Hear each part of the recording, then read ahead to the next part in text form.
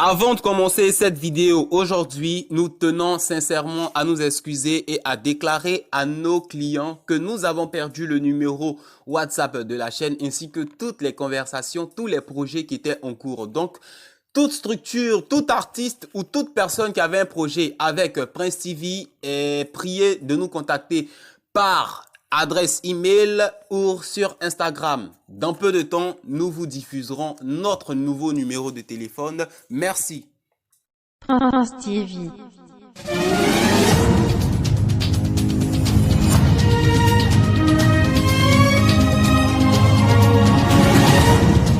Prince TV. Bonjour, chers abonnés, auditeurs et téléspectateurs de Prince TV. On commence ce journal aujourd'hui directement avec monsieur Aboubacar Touré.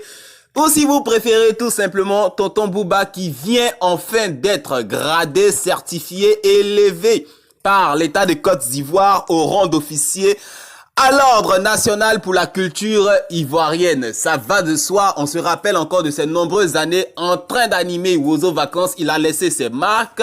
On se rappelle de ce qu'il fait présentement lors des fêtes des mères, ces petits shows qu'il organise. Franchement, il bataille beaucoup pour la culture ivoirienne malgré son âge et il mérite d'être décoré. Donc, salutations spéciales à Tonton Bouba. Si éventuellement le vieux passe sur cette vidéo, c'est mérité. Voilà, on continue. Prince TV. On poursuit maintenant avec José Prissy, la plus belle voix de la musique variété en Côte d'Ivoire, qui, comme on le sait tous, a sorti son dernier titre Mise au point depuis 2018 et plus précisément le 12 octobre 2018. Le titre comptabilise présentement plus de 7 millions de vues sur YouTube et depuis lors, on n'avait plus de nouvelles musicales de José. Certes, elle tourne beaucoup, certes, elle fait beaucoup de spectacles, mais pour ceux qui ont envie de découvrir de nouvelles sonorités de José avec sa voix suave, on a beaucoup attendu et tout récemment, il y a quelques heures seulement, l'artiste a dévoilé sa prochaine œuvre musicale. Toujours dans le sens des règlements de compte, cette fois-ci, le titre s'appelle Mon nom. José dit les gens gardent son nom. Il y a une phrase même qui m'a accroché. Elle dit dans la chanson, on vit dans un monde de pêcheurs, tout le monde pêche. Mais les pêcheurs jugent les autres pêcheurs pour avoir pêché différemment. Vraiment, elle parle dans la chanson. Je vous laisse écouter un petit bout et on revient. Prince TV.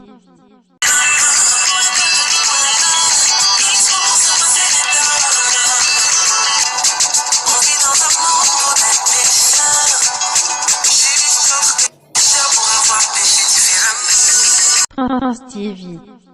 Voilà juste un petit aperçu de la prochaine sortie de José. C'est les règlements de compte, ça ressemble un peu à mise au point. Bon, moi quand j'ai écouté ça, je me suis dit peut-être que c'est de l'affaire de Sérédier qu'elle est en train de parler. Pourquoi c'est maintenant elle fait un son dessus alors qu'au moment où c'était chaud, elle était dans son coin, elle jouait bas la terre. De toute façon, qui parle de José, ça va se savoir. Quand elle va finir de faire sa chanson, son clip, vous connaissez, en fait, décryptage. On va dire qui a parlé de qui a fait référence à qui, ça va se savoir. D'ici là, trop de choses qui se passent dans le mouvement. On continue. Prince TV.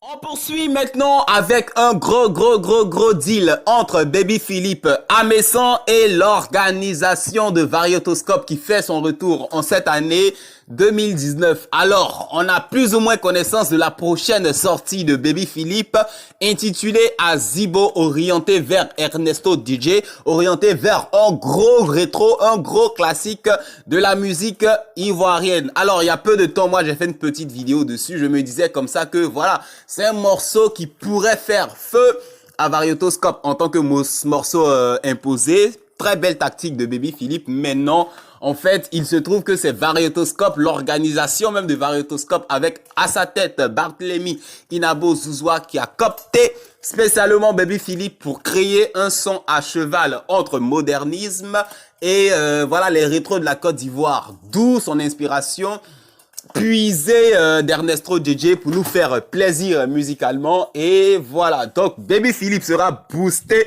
sauvagement, brutalement par Varietoscope. Et puis bon, pour le retour, on attend de voir ce que ça va donner parce que le son de Baby Philippe est méchant. Pour ceux qui ont déjà écouté une petite partie, des extraits ou des démos de danse. C'est vraiment intéressant. D'ici là, on attend de voir. On continue. Prince TV.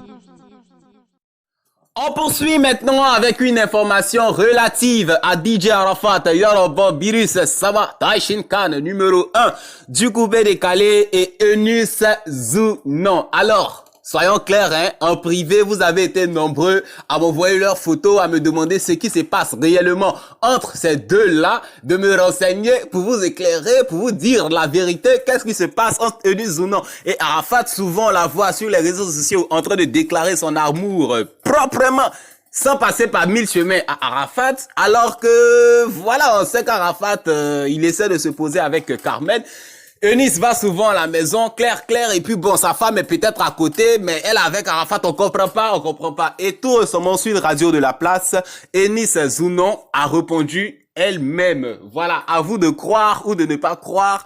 Elle a dit qu'elle connaît Arafat depuis 1 an maintenant. Leur relation est purement fraternelle. Genre, elle voit Arafat en son frère.